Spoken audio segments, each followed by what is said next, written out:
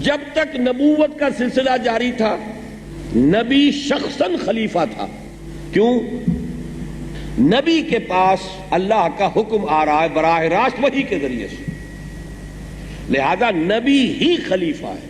یہی معاملہ ہے. اب سمجھ لیجئے خود حضور کی زندگی میں لفظ خلیفہ کیوں استعمال نہیں ہوا؟ لیکن حضور خود خلیفہ تھے صلی اللہ علیہ وسلم. آپ نبی تھے، نبی ہونے کی حیثیت سے ذاتی طور پر خلیفہ ہیں. البتہ جب نبی اکرم صلی اللہ علیہ وسلم پر نبوت کا سلسلہ اختتام کو پہنچ گیا، اب شخصی خلافت ختم.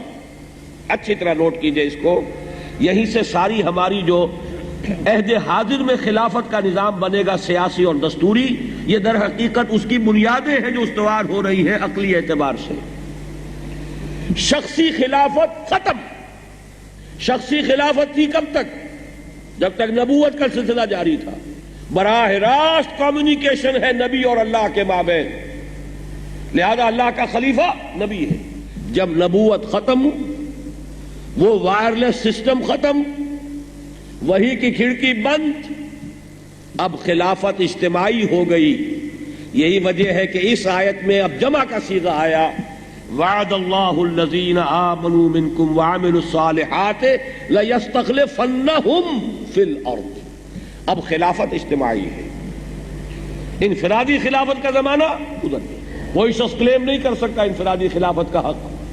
یہ اجتماعی خلافت ہے مسلمانوں کی اجتماعی خلافت. ایک دوسرے اعتبار سے نوٹ کیجئے، ایک جو ارتقائی عمل جاری تھا انسان کا تمدنی، کبھی انسان غاروں میں رہتا تھا، کوئی اجتماعی نظام تھا ہی نہیں.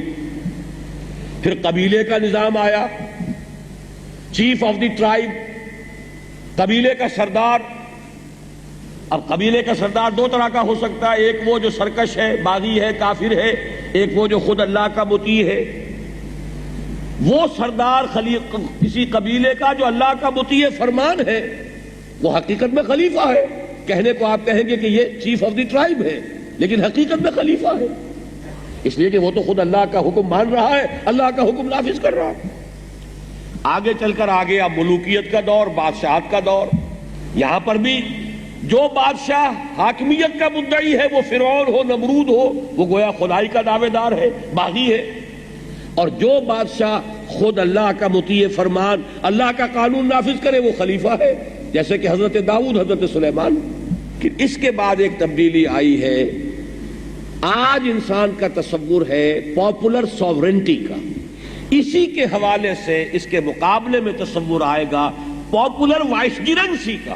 کسی ملک کے عوام اگر حاکمیت کے مدعی ہے تو وہ باغی ہیں، اللہ کے کفر اور شرک کا ارتکاب کر رہے ہیں. کسی ملک کے عوام اگر یہ تسلیم کر لے کہ ہمارا حاکم اللہ ہے، ہمارے پاس جو اختیار ہے وہ اسی کا عطا کردہ ہے، ایک مقدس امانت ہے، اور انہی حدود کے اندر استعمال ہوگا جو اصل حاکم نے معین کر دی ہے، اس کا نام ہوگا اب یہ عوامی خلافت ہے، یہ پاپولر وائسگرنسی ہے. پاپولر سوورنٹی جمہوریت کی بنیاد ہے، وہ کفر ہے، اور پاپولر وائسگرنسی یہ اب خلافت کی بنیاد ہے، اور یہ توحید ہے. گویا کہ زمانے کا ارتقا بھی چلا آ رہا تھا. اسی کو اس لیے علامہ اقبال نے بہت خوبصورتی سے ایک شعر میں کہا ہے، ہم نے خود شاہی کو پہنایا ہے جمہوری لباس، جب ذرا آدم ہوا ہے خود شناس و خود نگر. یہ تو جمہوریت ہے کیا؟ ہم نے خود ہی ایک نیا ایڈیشن جو ہے انسانی حاکمیت کا. اصل کفر اور شرک تو ہے انسانی حاکمیت.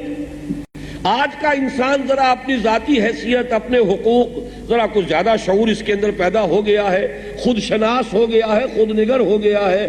تو ہم نے یہی کیا ہے کہ وہ ٹنوں نجاست جو ہے وہ ہم نے تولے تولا، ماشا ماشا سب میں تقسیم کر دی ہے. تو نجاست کی نجاست، وہی کفر، وہی شرک. ہم نے خود شاہی کو پہنایا ہے جمہوری لباس، جب ذرا آدم ہوا ہے خود شناس و خود نگر. تو آدم کے خود شناس اور خود نگر ہونے کا جو تقاضا ہے وہ کفر کی سطح پر یوں پورا ہوا کہ عوامی حاکمیت پیدا ہو گئی، اور اسلام اور توحید کی سطح پر اس طرح پورا ہوا کہ ختم نبوت کے نتیجے میں خلافت عوامی ہو گئی.